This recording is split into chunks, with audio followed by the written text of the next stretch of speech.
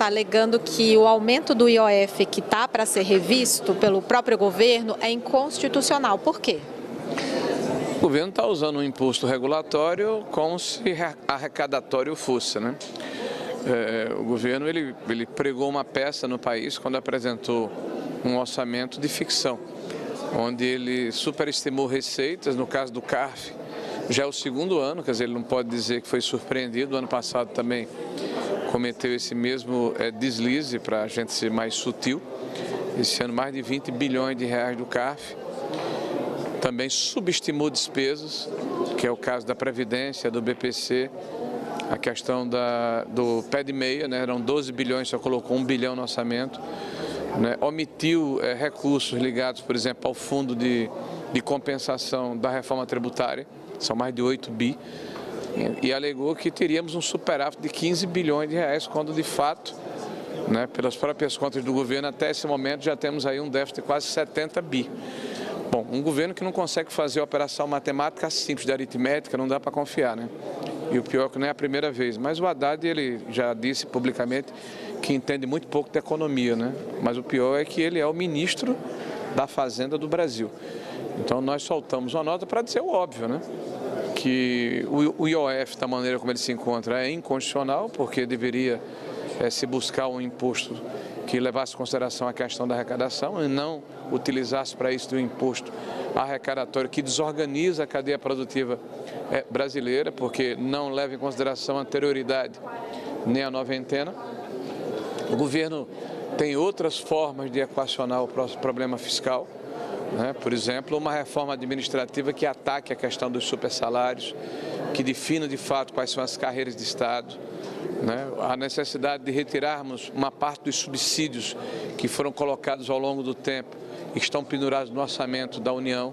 Você está falando de quase 800 bilhões de reais e o governo alega que precisa de 50 bilhões de reais, então veja que está faltando vontade política, né? O fato de que o governo criou uma armadilha para si mesmo, quando determinou, através das mudanças feitas no arcabouço, de que as receitas que vão definir, né, a atualização de recursos do piso da saúde e da educação, e as receitas têm crescido acima da inflação, né, porque o governo tem buscado, numa sanha arrecadatória, receitas não recorrentes, né, feito o seu Frankenstein, o seu puxadinho.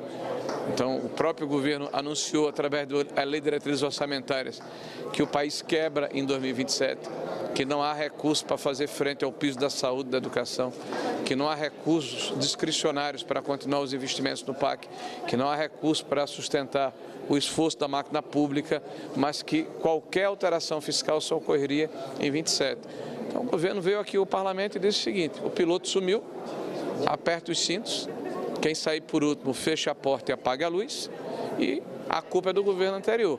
Então, é evidente que a oposição não pode compactuar com esta irresponsabilidade, com essa leviandade, com essa falta de atenção às contas públicas, que tem sido uma marca do governo do PT. Senador, o decreto do IOF prevê um aumento para várias operações financeiras. O governo, o ministro Haddad sinalizou recuar em alguns pontos.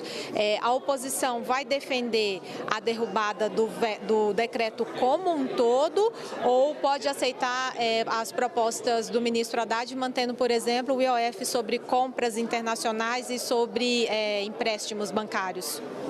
Olha, nós entramos aqui com um projeto, um decreto legislativo, onde pedimos a derrubada integral dessa estrovenga que o governo apresenta, que é o IOF, né, que é a majoração das alíquotas do IOF. O governo, de fato, ele acena para quem vai investir no Brasil que não é um bom negócio chegar aqui no país e colocar o seu recurso. O CAPEX de um projeto de médio e longo prazo, né, quando é idealizado dentro de um plano de investimentos, ele tem um prazo de maturação e, a partir daí, se tudo der certo, um prazo de retorno. Se você aumenta ou muda as regras no meio do jogo, você está sinalizando para quem vai investir no Brasil que haverá controle de capital e mudança de parâmetros que possibilitaram o seu planejamento financeiro e que vão impactar na sua possibilidade de lucro e até, provavelmente, numa retenção desse recurso.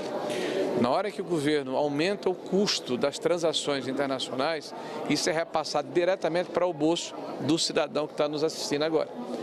Porque praticamente toda a nossa indústria, toda a nossa área de serviço recebe insumos ou acréscimos de serviços vindos do exterior. Isso vai ser acrescido no custo e, por sua vez, repassado para o preço. Além do que o aumento do IOF, como foi colocado no início, ele destrói também ou arrefece a possibilidade de termos aqui uma indústria ligada, uma indústria financeira ligada à questão, né, dos fundos previdenciários. Então é um completo desastre, descalabro de quem não entende que quando se mexe numa peça, no caso da economia, você mexe no xadrez inteiro.